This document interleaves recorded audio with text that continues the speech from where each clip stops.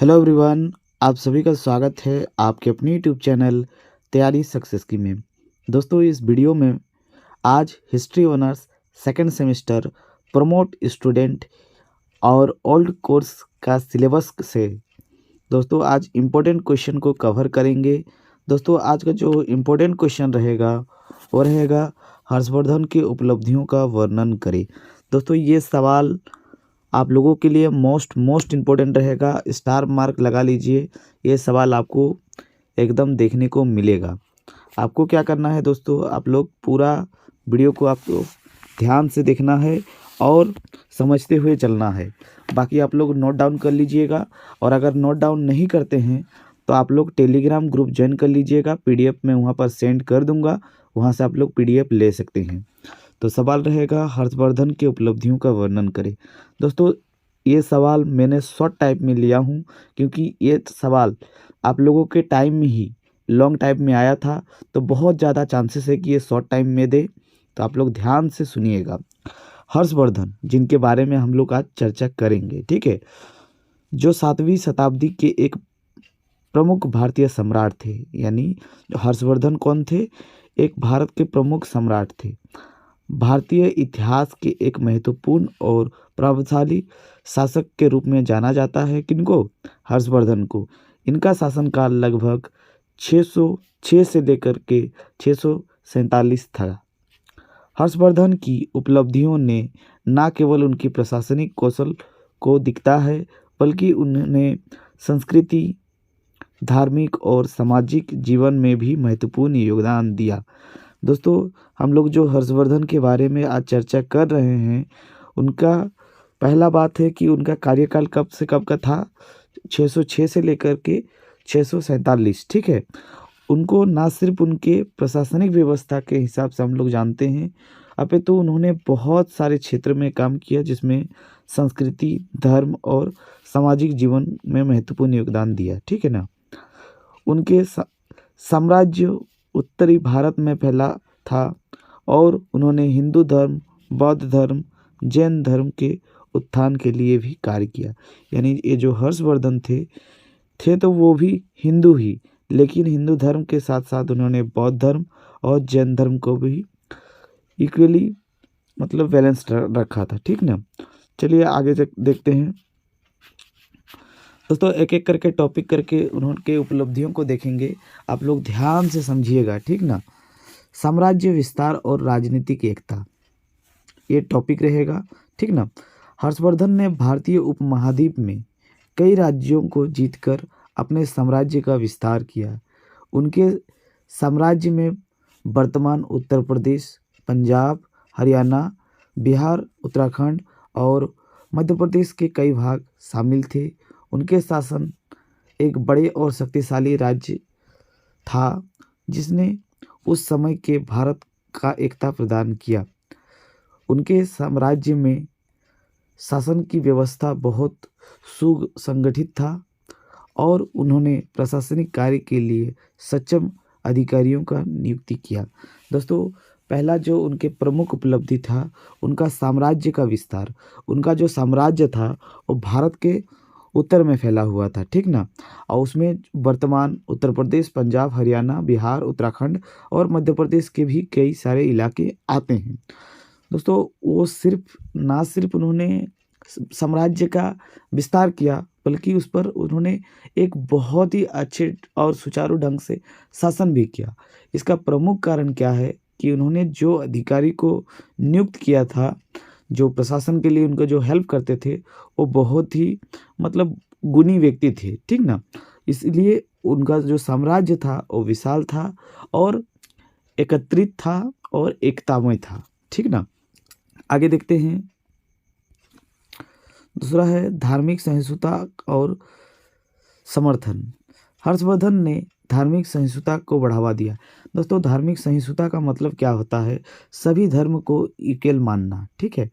धार्मिक सहिष्णुता का मतलब ही होता है सभी धर्म को इक्वल मानना, सभी को इक्वली संरक्षण प्रदान करना, ठीक है। आगे ध्यान से देखिएगा। वे स्वयं बौद्ध धर्म के समर्थक थे, ठीक है। दोस्तों, पहले वो हिंदू धर्म के समर्थक थे, ठीक ना। उसके बाद उन्होंने बौद्ध धर्म को स्वीकार कर लिया था। तो हिंदू धर्म तो वो उनका पैतृक धर्म था, मतलब बचपन का ही धर्म था। उनके साथ साथ उन्होंने बौद्ध धर्म, जैन धर्म को भी समान रूप से सम्मान दिया, ठीक ना। ध्यान से सुनिएगा दोस्तों, मेरे शब्दों को गौर कीजिएगा, यहाँ पर क्या लिखा हुआ है उसको ध्यान मत दीजिएगा। बाद में आपको तो ये पीडीएफ मिल जाएगा, ठीक ना। उन्होंने भारत में बौद्ध धर्म को बढ़ावा देने के लिए कई प्रयास किए। बौद्ध भिक्षुओं को विभिन्न सुविधाएं प्रदान की। उनके शासनकाल में बौद्ध धर्म का पुनरुत्थान हुआ। दोस्तों, आप लोगों को से मेरा एक सवाल है, यहाँ पर थोड़ा सा ध्यान दीजिएगा। मैं आपको हिस्ट्री में कुछ कनेक्ट करवा देता हूँ। दोस्तों, आप लोगों को कुछ ऐसे शासकों का नाम बताना है कमेंट बॉक्स में। आप जब वीडियो देख रहे हैं तो वीडियो को पॉज कीजिए, ठीक ना, और लिखने का कोशिश कीजिए। ऐसे शासक का नाम लिखिए जो बौद्ध धर्म को आगे बढ़ाने में महत्वपूर्ण भूमिका निभाया। एक बार पॉज कीजिए, उसके बाद लिखिए। बाकी तो मैं वीडियो जैसे ही आप पॉज को हटाएंगे आप लोग को आंसर मिल जाएगा। पहला दोस्तों हो जाएगा अशोक। अशोक ने बौद्ध धर्म का प्रचार प्रसार के लिए बहुत ही महत्वपूर्ण भूमिका निभाया।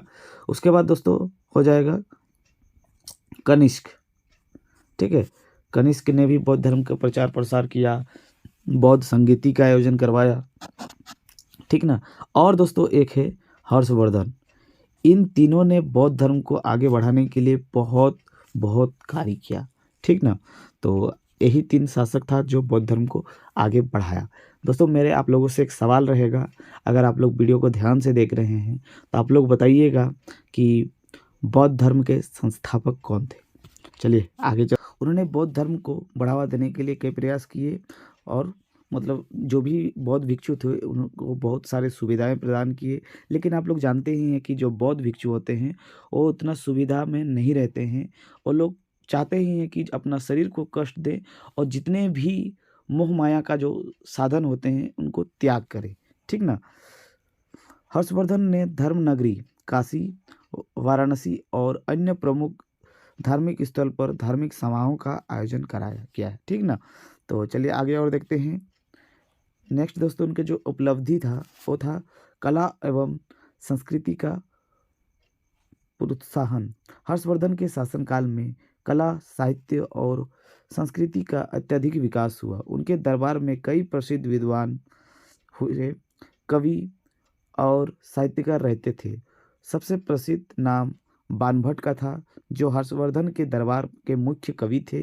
उन्होंने हर्षचरित, कादम्बरी जैसे महत्वपूर्ण काव्य की रचना की। हर्षवर्धन ने संस्कृत साहित्य को बढ़ावा दिया और उन्होंने बौद्ध धर्म को भारतीय संस्कृति के भूमिका विकास के लिए कई धार्मिक काव्य की रचना करवाई। दोस्तों, क्या है यहाँ पर थोड़ा समझिएगा। वो सिर्फ अपना साम्राज्य को विस्तार नहीं किया, उसके साथ साथ सभी धर्म को महत्व दिया, ये तो सही था दोस्तों। उसके साथ साथ उन्होंने कला और संस्कृति को भी बहुत ज़्यादा बढ़ावा दिया। आप लोग जानते हैं कि जो हर्षवर्धन थे, ठीक ना, आप लोग पढ़े जरूर होंगे। हर्षवर्धन अपने मतलब दरबार में बहुत सारे कवि, विद्वान और साहित्यकार को रखते थे। उनमें जो सबसे प्रमुख थे वो थे बाणभट्ट, जिन्होंने हर्षचरित और कादम्बरी जैसे पुस्तक लिखे। दोस्तों, पुस्तक तो नहीं कहेंगे, महाकाव्य कहेंगे, क्योंकि वो अभी के लिए एक पवित्र ग्रंथ जैसे मान सकते हैं, ठीक ना। दोस्तों, ये आपका ऑब्जेक्टिव सवाल में भी पूछा जा सकता है कि बताइए हर्षचरित के लेखक कौन है या फिर कादम्बरी के लेखक कौन है, याद रखिएगा, ठीक ना। तो उनके साथ साथ उन्होंने बहुत सारे धार्मिक पुस्तक भी लिखा है जो संस्कृति में था, ठीक ना। नेक्स्ट दोस्तों, विज्ञान और शिक्षा का विकास। हर्षवर्धन ने शिक्षा के क्षेत्र में कई सुधार किए। उन्होंने विद्यापीठों और गुरुकुलों की स्थापना की, जहां वे विद्वान और शिक्षकों को प्रोत्साहित करते थे। उन्होंने अपने राज्य में विज्ञान, गणित, खगोल शास्त्र और चिकित्सा के अध्ययन को बढ़ावा दिया। दोस्तों, उसके साथ साथ कला और संस्कृति के साथ साथ उन्होंने विज्ञान और शिक्षा के क्षेत्र में भी काम किए। कई सारे गुरुकुल का स्थापना करवाए, विद्यापीठ की स्थापना करवाए। साथ ही साथ जो शिक्षक थे, जो गुरु थे, उनको बहुत सारे प्रोत्साहित किए, मतलब आगे बढ़ने के लिए प्रेरित भी किए, ठीक ना। और इसी के साथ साथ उन्होंने अपने साम्राज्य में शिक्षा का बहुत ही अच्छा प्रचार प्रसार किया, बहुत ही ज़्यादा शिक्षा को महत्व दिए। उन्होंने अपने राज्य में विज्ञान, गणित और खगोल शास्त्र का भी शिक्षा दिया और अध्ययन को बढ़ावा दिया। ठीक ना। नेक्स्ट है आर्थिक एवं प्रशासनिक सुधार। हर्षवर्धन ने अपने साम्राज्य की अर्थव्यवस्था को मजबूत किया। दोस्तों आप लोग सभी जानते हैं कि जब तक किसी भी साम्राज्य का अर्थव्यवस्था मजबूत नहीं होगा तब तक कोई भी साम्राज्य उतना ज़्यादा शक्तिशाली नहीं हो सकता। तो सबसे पहले हर्षवर्धन ने अपने शक्तिशाली बनने के पीछे जो सबसे महत्वपूर्ण तथ्य होते हैं वो है अर्थव्यवस्था को सबसे मजबूत किया। ठीक ना। व्यापार और वाणिज्य को भी बढ़ावा दिए। कई आसपास के साम्राज्यों के साथ राज्यों के साथ संबंध बनाए। ठीक ना। और उन लोगों से ट्रेड किए, व्यापार किए। उनका प्रशासनिक तंत्र बहुत सुदृढ़ था, मतलब बहुत मजबूत था। उन्होंने न्याय व्यवस्था को भी मजबूत बनाया। उन्होंने अपनी जनता के लिए कर व्यवस्था को आसान एवं सुविधाजनक बनाया। मतलब उतना ज़्यादा टैक्स नहीं था। मतलब जो हम लोग देखते हैं ना, जो पहले के शासक थे या फिर कह सकते हैं जो हम लोग नंद वंश में देखिए, नंद वंश में जो धनानंद थे, मतलब इतना ज़बरदस्ती टैक्स लेते थे ना कि लोग टैक्स ही चुका नहीं पाते थे, खाएंगे क्या। ठीक है। तो दोस्तों ये रहा आप लोगों का मतलब उनकी उपलब्धि। अब आपको आंसर को एंड करना है तो कैसे एंड करेंगे। हर्षवर्धन के शासनकाल में ने भारत के इतिहास में एक महत्वपूर्ण स्थान प्राप्त की। यानी हर्षवर्धन ने भारतीय इतिहास में उनके शासनकाल का एक महत्वपूर्ण स्थान प्राप्त है। उनकी उपलब्धियों ने न केवल राजनीति और सैनिक दृष्टिकोण से महत्व थी बल्कि उन्होंने सांस्कृतिक धार्मिक दृष्टि से भी उनका योगदान मतलब अस्मरणीय है। मतलब जितना भी मतलब ये करे तारीफ करे उतना ही कम है। उनके शासनकाल में भारतीय इतिहास के सुनहरे काल का नींव रखी गई। ठीक है। तो दोस्तों ये रहा हर्षवर्धन की उपलब्धियों का वर्णन करें सवाल का पूरी उत्तर। आई होप आप लोगों को समझ में आया होगा, और जिनको भी नहीं आया होगा एक बार फिर से पीछे से एक बार देख लीजिए एकदम वीडियो को स्टार्टिंग से।